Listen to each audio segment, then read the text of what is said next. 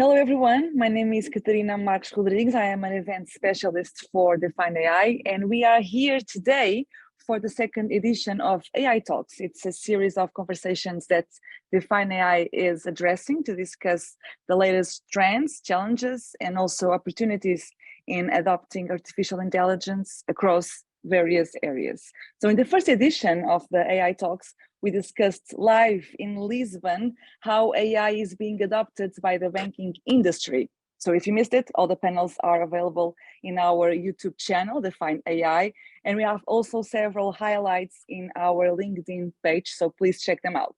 But today, we are going to talk about a very hot topic now, ChatGPT. It's a large language model that came out in November 2022, a free tool, highly responsive generative AI. But this time we are going to look to ChatGPT from the lens of the CEOs. What are the opportunities? What are the threats?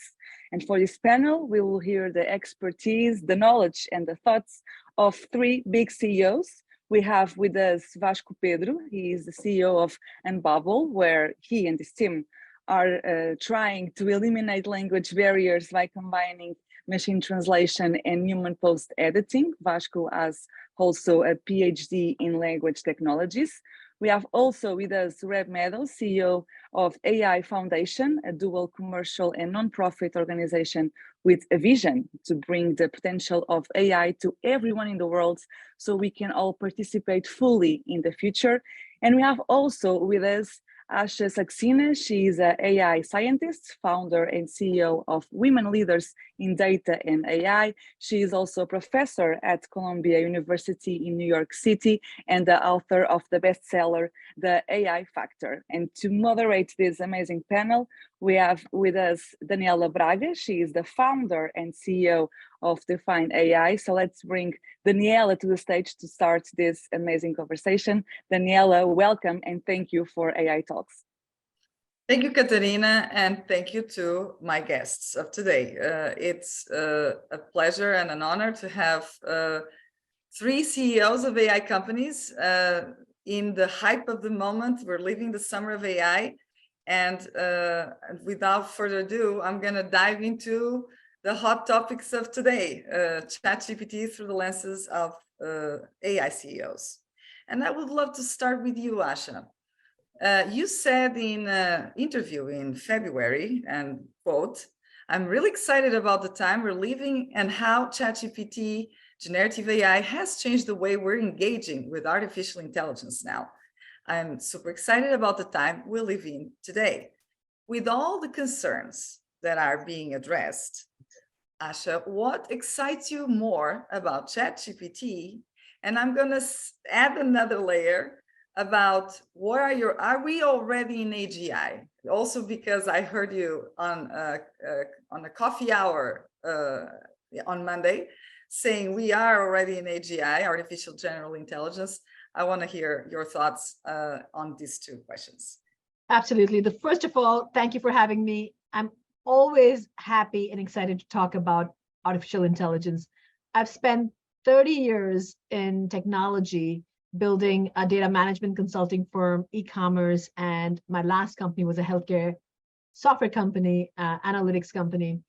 And I tell you, we've been doing data work for a long time, and artificial intelligence has been around for a long time. In 1950s, Dartmouth Science Lab actually had been working with artificial intelligence, but really recently, the commercialization of AI is a lot more, or the use of AI is a lot more than ever before. And it really happened because of big data. Web 2, Web 1, I talk about Web 1 when it was decentralized. Everybody had their own website as just a promotional website where it was one directional. People used and consumed the information in Web 1. But Web 2, 2.0 was really more about consolidating data. We entered into the era where Google and Facebook was consolidating the data. And then we come into, and that created the big data revolution, where we were collecting data, more data every day than we collected in many, many years. And now we're in Web 3, where we're saying, let's own our own data.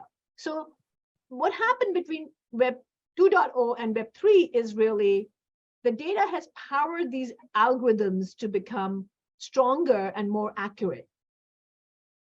And I'm really excited about now than ever before, because now we can actually use artificial intelligence, not just in labs, but in commercial purposes.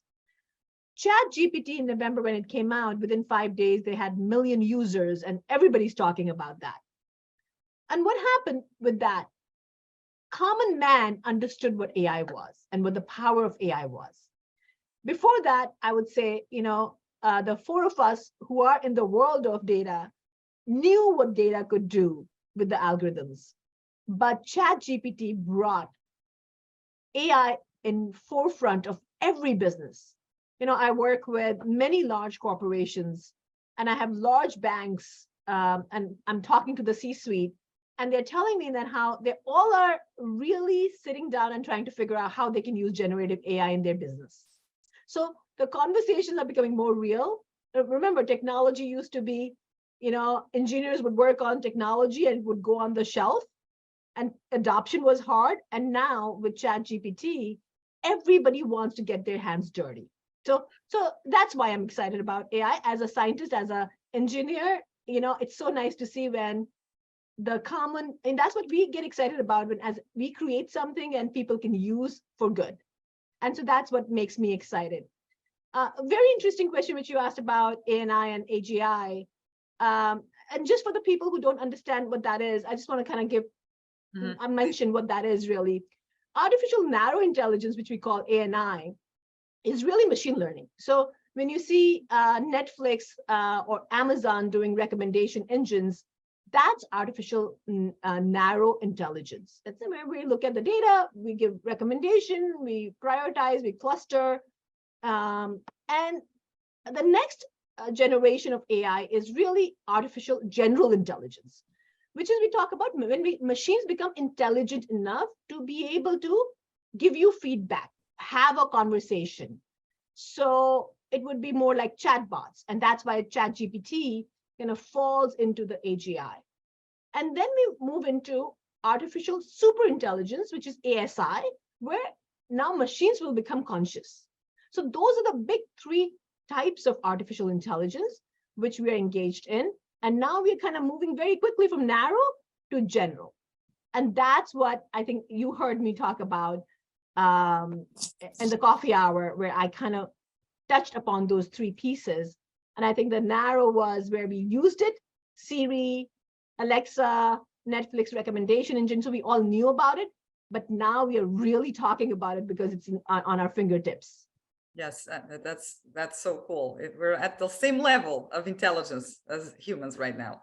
Yeah. Vasco, in an interview about automatic translations, you said, and quote, "Automatic translations based on AI are here to stay, but the human factor will still be relevant. The success of an interaction depends on the interpretation, and that depends on factors like age, culture, gender, etc."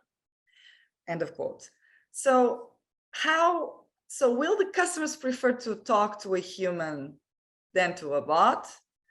Yes or no? And how is ChatGPT going to change this interaction, if it will or not? Yeah. It's as you can imagine, it's probably all of us. I've been spending a huge amount of time over the last couple of months talking about ChatGPT, general models, both externally and internally.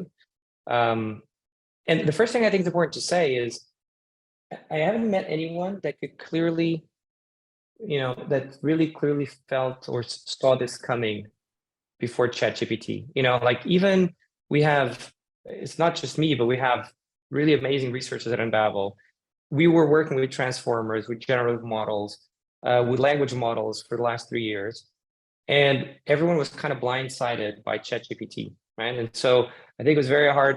Nobody really expected when you got to that size, suddenly the performance would be at this level, right? And I'm saying this because what I've been finding is, I find, human brains tend to function on a linear way, right? So we don't tend to do exponential predictions, which means that we tend to overestimate or underestimate outcomes. And I feel this is definitely that case, right? Where it's like, I am going to predict the future, but it's going to be a linear prediction. But at this point, I'm looking at the recent path and feeling like I just seen an exponential outcome and really didn't apply to my previous prediction, right? So what I'm saying is, if you look right now at GPT-4, right, we've done extensive analysis inside of Unbabel. From a machine translation perspective, is at the level of DeepL or Google Translate. So, you know, if DeepL and Google Translate haven't solved machine translation, so doesn't ChatGPT. At the same time, the level is really good, right? And at the same time, people are interacting on a daily basis, and it's giving them more confidence to interact with machines. And when you interact from a chatbot perspective with ChatGPT, I mean, it is incredibly human, right? And in fact, you see a lot of use cases like people using it as a psychologist, and it's showing levels of perceived empathy that rival or surpass humans in many ways, right? So there's many people that right now would rather spend hours talking to a ChatGPT powered psychologist than a human psychologist. So when we talk about do people prefer talking to machines or humans, I think people prefer to talk to entities that both satisfy their needs, whatever their needs are in the moment. And I think we're at a point where some of those needs are actually better met by machines than humans. And I think, you know, we are very driven by fulfilling our needs. And whenever there's an option, like for example, an example for me that I've been thinking is supermarkets, right? So a lot of times I prefer to go to an automated cashier, right? But others I don't. And if I look at what are the split of that is whatever fits best for that particular time, right? Typically, if I have a bunch of things, the human is still more efficient in sorting through, weighing stuff and so on. But if I have a few items, definitely I don't want to interact with a human. So it's not the interaction with the human that's giving me pleasure, is whatever is the outcome that most fulfills my need at the moment. I think until now, we didn't have the same ability on anything that required human interaction. And I think ChatGPT is providing that in a lot of cases. So I think it will be very interesting. It's a bit controversial, but I predict that, for example, in the next 5 years, you will have 25% of teenagers thinking and preferring to interact with some sort of large language model as a friend rather than other humans, because the large language model is more empathic, more supportive, more positive. You know, it's always there. It never gets annoyed. It explains things. It does jokes and a bunch of other stuff. And if you asked me a year ago, I'd say there's no way that's possible, right? Like, forget it. Humans are going to be humans. And now I'm like, you know what? Like, that's now up for debate. And on that note, Rob, because you've been building digital avatars, I'm going to open a quote from you. You can have a digital AI version of yourself. The short-term goal is to have digital versions of famous celebrities to teach or coach people in place of real deal. Eventually, the AI Foundation hopes to let anyone create AI versions of themselves. You can record your aging grandfather and present their memories forever. And this is, you also were famous to create the digital avatar of Deepak Chopra, which was awesome. So while this is applied to digital avatars, which is a form of generative models, how is ChatGPT going to intersect in this industry of virtual humans and make relationships and humans connections last or not, just like Vasco was saying? Yeah, super exciting time. I mean, we always thought this idea of making it possible for everyone to have their own AI would take 10 years. I think the large language models, ChatGPT, really just kind of accelerated all of that. So last week we launched AI.xyz, which is the $20 a month version of what we previously charged hundreds of thousands or millions to do with some of the celebrities previously. So super excited about that. I'd offer an opposing view on, are we at AGI? I won't argue with the artificial or the general part, but I don't think these large language models fit many people's definition of intelligence. To the extent the zombie is intelligent, that is saying convincing words, maybe, but I think there's another layer we need to get to where intelligence means we understand what we're doing, we understand what we're saying, we have more of a purpose, more of a self-awareness, etc. So I think this is a exciting step in a direction. It's, to me, these large language models are the new web interface. You know, back in late 90s, everybody had to have a website, and that's how you're going to interact with the company. Now everybody's going to have a chatbot, and chatbots are going to have to change the stigma of being the most annoying thing on the planet to the preferred way to interact with every business, every service. And what we want is ultimately every person. So if you have your own AI as a tool, what can it do for you? Can it write code for you? Can it go find shopping for you? Can it remind you to do things? Can it brainstorm with you? Can it cheer you up when you feel bad?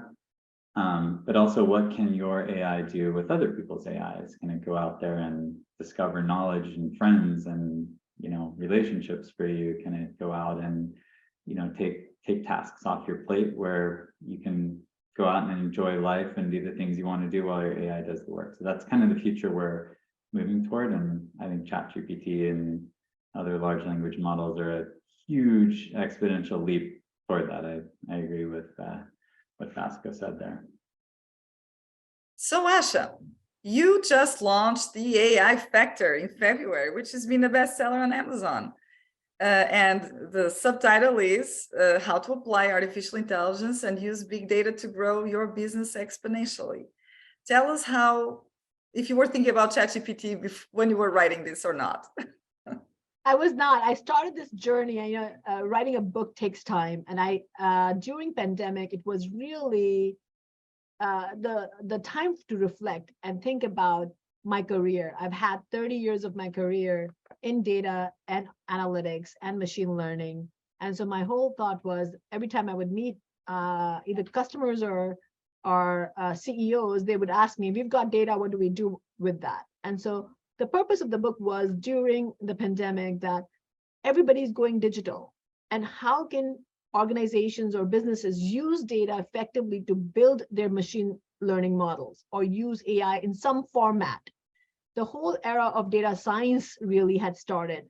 So my intention was to really put together a book in a very easy story-like manner where business leaders can understand technology and can use the technology frameworks to implement data and AI projects.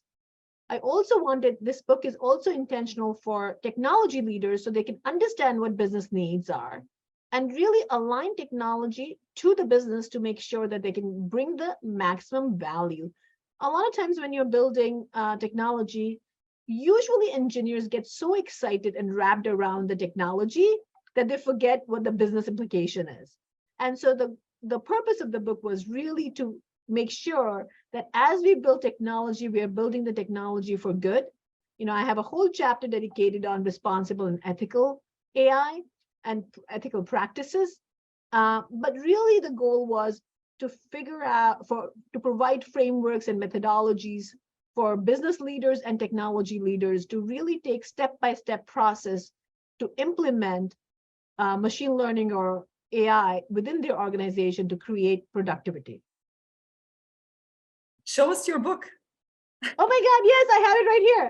So you can get this on Amazon. And I would love, if you have read this book, please give me feedback. And we can be absolutely sure that ChatGPT did not write it because it wasn't there yet. Yeah. That would be an interesting experiment, but yeah, I wrote it in 2020. I know. I'm kidding. I mean, these days, ChatGPT is passing medical exams. So I know. And they're saying that a ChatGPT can write your whole script, movie scripts, and yeah. Exactly.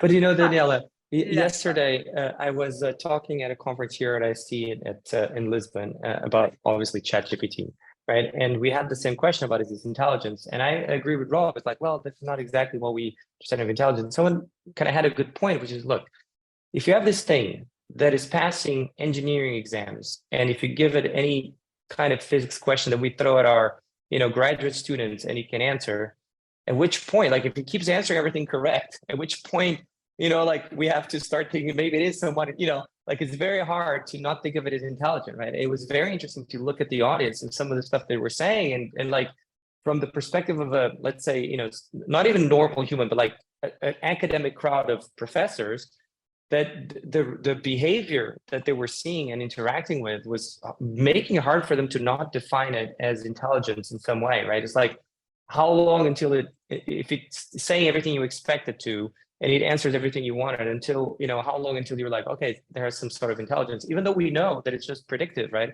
It's essentially just predicting the next word, but that is the thing that is so staggeringly incredible. Is like, how can something that is just predicting the next word behave in the emerging ways that we're seeing, right? It's stunning.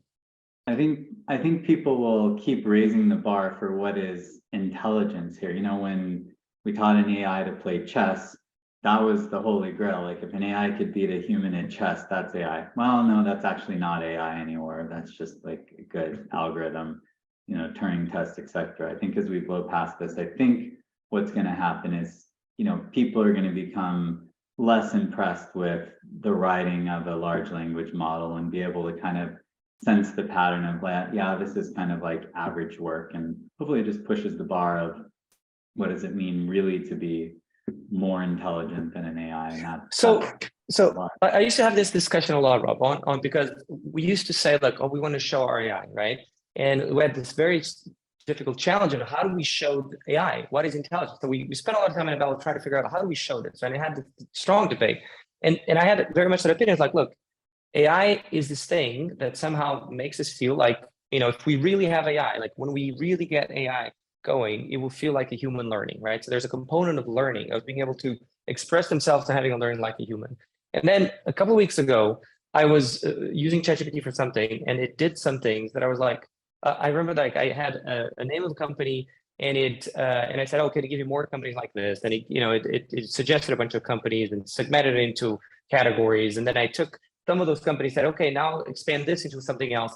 And the reason kept going. And at some point, it kind of referred the first company I'd mentioned early on, right? And I hadn't mentioned it, it wasn't in the conversation anymore. And it somehow, once it mentioned it, put in parentheses, by the way, you're already working with this company.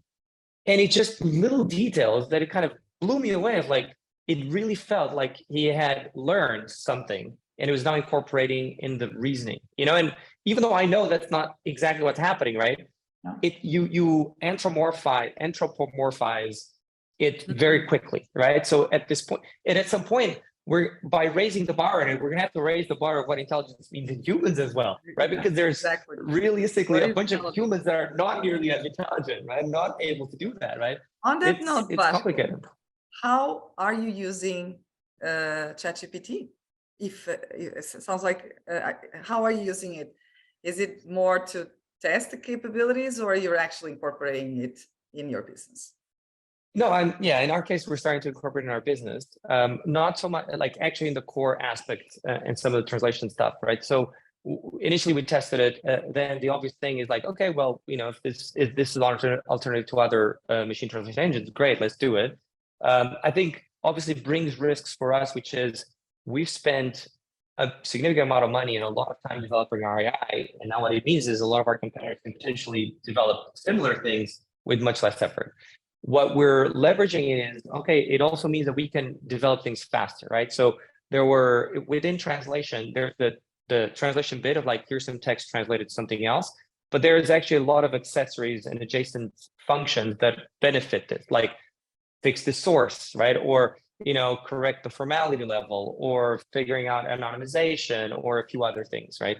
And there are some areas that we haven't been able to work to devote a lot of resources to it, like source correction is an example, that we can now do it much more easily, right? So we're starting to leverage it not just for the actual translation component, but we're starting to generate other modules that automate, that enables to tackle different parts of the process that we hadn't been able to really focus on, and now we can do it because we don't need this much investment. But we're not doing it yet. We're not using it yet in areas that I think are going to be, we're going to see that a lot going forward. Like I was just having this conversation yesterday. Someone was saying that a friend of them had, like a company, I don't remember the name of the company. They had like 1,000 content creators and they had fired 850. So basically 85% of the content creators, because the last 15% now are going to generate content by correcting ChatGPT, which makes sense, right? You're basically amplifying massively the productivity of every human that uses it. But the impact that's going to have, I think, is the potential of a lot of jobs suddenly disappearing, right? And I've had this discussion with Daniela many times. I tend to be very much on the positive side of AI. But no, it's all going to be great. But for the first time, I'm seeing, like, even though it's something I've been working for my entire life, I am seeing that there's a risk of changes in society that are so fast that it's going to be hard to cope with, right? And that presents realistic risks. I love that might not segue. be, yeah. And segue to Rob. What are the risks and challenges for society? Don't worry, you'll have your own AI to help you cope with those risks and that change. You know, AI can handle it.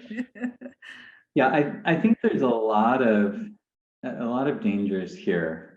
You know, for us, we've used traditional NLP approaches and intents and embeddings and all that type of stuff. We kind of layer the large language model on top of that, and now you get this like very human feeling interaction that's new every time. And to your point, you can pull in past things you've talked about, whether it's just in the recent set of tokens or you pull in additional embedding. So it's this actually very dangerous when we now put a face and a voice on it, and actually the avatar piece of it is become less important at this point. The voice is really interesting. We have this kind of real-time ability to clone somebody's voice, and it's very human sounding. So now you take words that are very human sounding, put it in a voice that's very human sounding, and even though this is not real, your subconscious takes those cues, and it's just more of a human interaction. So I think a lot of the risks here are just educating people on, this may feel very human, this may feel very convincing, but here's how it works. Being transparent on the type of data that's being used to generate this response, educating people that this AI doesn't really have a goal or a motivation, or don't try to put more of a meaning on what you're hearing. This is just an interface. I think that's really important. I don't think this is going to get rid of a lot of jobs in the sense that there will be no jobs to replace them. I think this will follow historical, AI just becomes a tool to do your job in a maybe more productive, maybe more, interesting, engaging way, but probably just a more creative, more strategic way.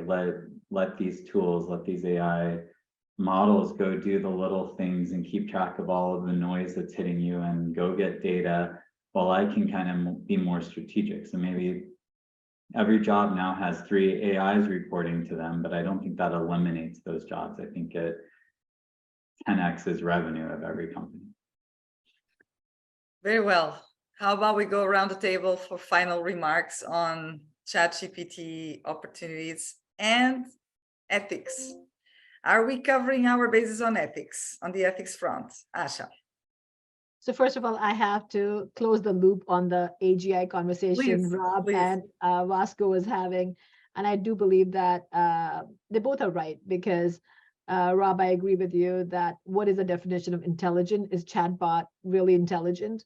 But I also agree with Vasco that when a chatbot can truly understand and engage with you intelligently, then it's crossing the borderline of narrow to general. So I think both perspectives are right. What we need to really, as technologists and as engineers, we are building these technologies. What we need to understand and remember is that the consumer who's using this technology, for them, AI includes data science, machine learning, deep learning. So when they're building their departments or when they're building their own AI practices within their organization, it's important for them to remember that they build the pieces correctly. And Daniela, you're in data world. You know how important having the right foundation is. So I can't emphasize understanding the methodology, understanding the frameworks, understanding how you create the plumbing when you're building AI is critical. You're in narrow, you're in general, you really need to make sure that the data you're working with is secure. The data which you're working with the data definitions are clear. you have the governance of the data, you have the security and privacy. And I'm going to lead to, Daniela, your question, the ethics. Really important when you work with the data. Listen, I founded and built an organization called Women Leaders in Data and AI because I freaked out during the pandemic when I was writing the book. And I had this realization, oh my God, we are building these models which are going to take the biases of the world and code it and exponentially expand on it. So how do we really focus on responsible and ethical AI? And listen, whatever we code, it's going to emphasize our biases. So if we don't consciously think about, is our data diverse? Do we have the right data set? Are we looking at what we are working with? Do we have the diverse thoughts on our team? Do we have people who can challenge that this data is not good enough? Do we have diversity in our teams? Do we have different gender, different ages, different color? So people can actually represent the data set that is being worked on the models. Are the models accurate? And remember, technologies really for our benefit. Humans are controlling right now these models. How are we engaging with these models, positively or negatively? So it really depends upon humans who are coding these algorithms to do it effectively. And I think every person who's either a builder, creator, or a consumer has to take this seriously, that we truly have to work with this technology for good and not for bad. I was visiting Bern, Switzerland, and I got to visit Albert Einstein's home, and I was reading his life story. And when he talks about his biggest mistake was to write the letter to Roosevelt when he spoke about the atom bomb, and he had no idea how it would be used. So I think we are intelligent beings. How we use technology depends upon us, and we need to seriously take this blessing, this opportunity. I said earlier, I'm excited about it, but I also think this exciting time comes with responsibility on all of us. It's not just me and you or the technologists here, but it's responsibility for all who are using this technology to use it effectively. Vasco, and you are running a whole track of responsible AI in Portugal, in a Portugal government fund too. So tell us how you're handling responsibility in AI. I mean, to be honest, I think nobody really knows how to enforce that in something like a large language model quite yet, right? I think there was a couple of things that I thought was interesting. Like, if you take something as simple as permissions, right? Like the idea that someone has permissions to know something and someone doesn't. How do you even teach that to ChatGPT, right? Like you can tell this to person X, but not to person Y because of access, right? Or if you look at the AI regulation that was being thought through in Europe, right? There was the AI Act that hasn't been voted, but has been worked on for 5 years. They had the pyramid of AI applications where on the top was like stuff that you can't work on, like the human identification through data, through facial recognition. You had stuff that was like considered risky, and so you had to be very regulated, and then it kept going into like stuff you can do whatever you want. ChatGPT can do all of it, right? So how do you actually classify it, right? There's suddenly like entire regulation they've been thought of is like blown away. I don't know how they're going to solve it, right? So it's so new that we're still really trying to think about this. And then you layer on top of that stuff like auto GPT and other agent stuff. I think it's going to be complicated, right? So as you mentioned, we're leading the Responsible AI Consortium. I think it is a super important topic. I think that, having unbiased data sets is key, but it's not just that anymore, right? Is really trying to understand how do we put guardrails on a technology that has become so powerful that it's going to be hard to control and easy. Like there's so many examples of ChatGPT where, for example, the situation where you ask it to give you a list of something and it says, oh, I can't because it violates something. You said, okay, look, I really don't want to violate it. Can you make sure you give me a list of things just so I don't violate those? It's like, oh, sure, here it is, right? There's so many ways to work around it that it's really hard to put effective guardrails on this kind of AI. At least we don't know yet. Right. So maybe it's fine tuning and within the certain guardrails, maybe it's something else, but we're kind of back a little bit to square one on how do we know, do this responsibly given the speed of evolution. Rob, last words, and is there off limits? Are there off limits in these technologies? Yeah, I think the most impressive thing about ChatGPT is not so much the amazing things that happen when we throw way too much data, way too much compute at a transformer. I actually think what was impressive to me was the speed of adoption, and like everyone on TikTok is now a prompt engineering expert and is sharing their knowledge about how you take advantage of these types of models. So I think that is actually a huge boost in the right direction toward making these things ethical. People now are educated enough, or at least a good amount of them, to know what questions to ask. So to me, I think the future here of ethical use of these types of models and beyond is all comes down to transparency. So we've had conversations. Should we let people actually be able to see the prompt that just caused the output from your AI's mouth to happen? For a lot of companies, that prompt construction is a lot of our IP. For a company like Jasper, that's pretty much all of their IP, like what's a creative prompt. And we put a lot of work into basically hiding that prompt so people can't, trick the AI into telling it what was written above in the tokens. But maybe the other side of it is that has to be transparent to everybody using these models, and even fine-tune models. Maybe it should be transparent what was the data that was used to fine-tune these models, and that privacy. How do you actually keep data private? So we've done a lot of work there around training multiple versions of the models. Here's you that knows what you know when you're talking to your own AI. Here's you that is okay talking to the public, and that self-awareness. To me, that's what intelligence, the next level of intelligence, is going to need to have: self-awareness and attention to the meaning of what it's saying, and some ability to kind of control what it says. So yeah, I think we have a bright future here. I think this is just the very beginning, and like everyone said here, it's just going to get harder from here, but more fun and more impressive. Thank you so much to my guests. This has been an honor and a lot of fun. It's so hard to get all of us together in the same time. And without further ado, Katerina, please close the session. Thank you very much. There was a lot of ideas shared here. We are living in an exciting time, as Rob said, in which common people are understanding the power of AI and what they can do with it, as Asha also pointed out.